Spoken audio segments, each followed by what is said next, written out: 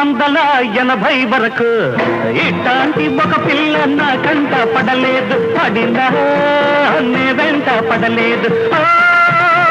బంగారక్క చూపే శృంగారక్క.